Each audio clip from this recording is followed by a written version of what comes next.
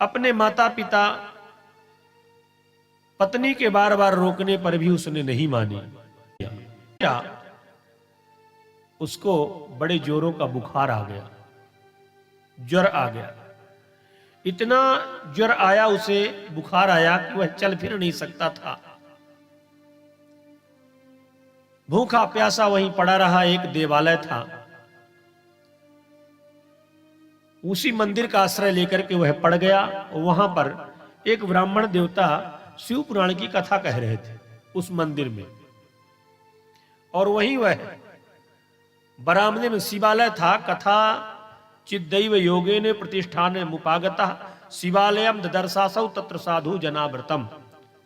शिव जी का मंदिर था, शिवालय था, वहीं वो पड़ा था भूखा प्यासा, और वहीं पंडित जी शिव पुराण की कथा सुना रहे थे। तो पढ़ा तो था, पर शिव पुराण की कथा पढ़े पढ़े सुनता था। देवराजस्य मां शांते जुरेणा पीड़िते मृता बद्धौ यम भटौ पासैर नीतो यम पुरम बलात्। 1 महीने तक भूखा प्यासा वो पड़ा रहा, और 1 महीने तक लगातार कथा चली, सुनता रहा। कान में आवाज पड़ती थी, और जब 1 महीने के बाद उसकी मृत्यु हो गई, वहीं पर मृत्यु हुई। यम के दूत लेने आए पांस लेकर के। सुनना बड़े ध्यान से। जब यम के दूत उसे लेने आए तो जैसे लेकर चलने लगे, इतने में शिव जी के भगवान शिव के पार्षद आ गए। शिवलोकान समागत्यो क्रुद्धायम पुरीम ययु ताड़ित्वा तु तद्दूतास तर्जयित्वा पुनः पुनः। भगवान शिव के पार्षदगण आ गए। उनके गौर अंग थे कर्पूर गौरम करुणावतारम संसार सारम भुजगेंद्रहारम। ऐसे भगवान शिव के पार्षद भी थे। त्रिशूल से सुशोभित थे, उनके सारे अंगों में भस्म लगी हुई थी। रुद्राक्ष की माला पहने हुए थे बढ़िया, और सांपों को लपेटे।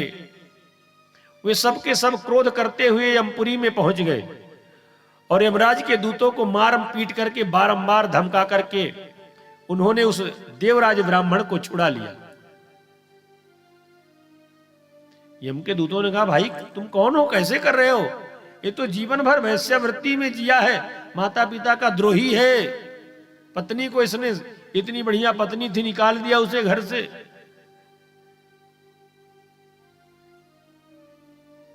शिव के दूतों ने उसे शिवलोक ले जाने के लिए तैयार हो गए। कोलाहल मच गया, और जब कोलाहल मचा तो धर्मराज अंदर बैठे थे। यमपुरी की बात है।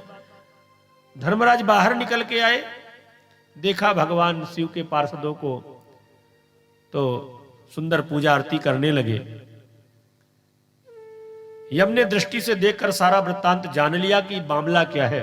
क्षमा याचना मांगी, और कहा, देखो, अपने पार्षद, अपने यमराज ने दूतों को समझाया कि देखो, इसने भगवान शिव की पुराण सुनी है, शिव की कथा सुनी है। अरे कहा, इसने मन से थोड़ी ना सुना है, ये तो बीमार पड़ा था, कान में आवाज पड़ती थी। तो यमराज ने, धर्मराज ने कहा कि पूजिता प्रार्थितास्ति वै कैलास सम गमस्तदा तदु शिवाय सांबाय तम दया वारिरासय।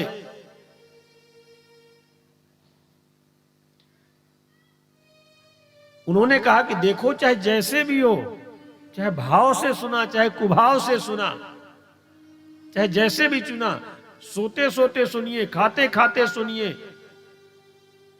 पर भगवान शिव की कथा आपके कान में पड़ेगी तो आपका कल्याण होगा ही, ये निश्चित है।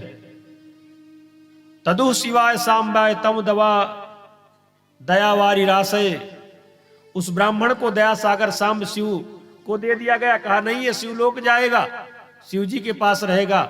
भले इसने जीवन भर पाप किया, पर अंतिम इसने भगवान शिव की कथा सुनी है। धन्या शिव पुराणस्यो कथा परम पावनी। धन्य है शिव पुराण की कथा, परम पावनी। यस्या श्रवण मात्रेण पापयानि मुक्ति भाग। इतने बड़े पापी का भी उद्धार हो गया।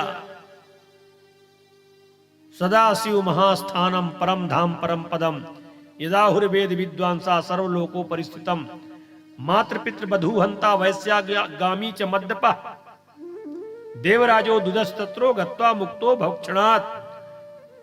कहते जिसने देवराज जैसे पापी को मुक्त कर दिया,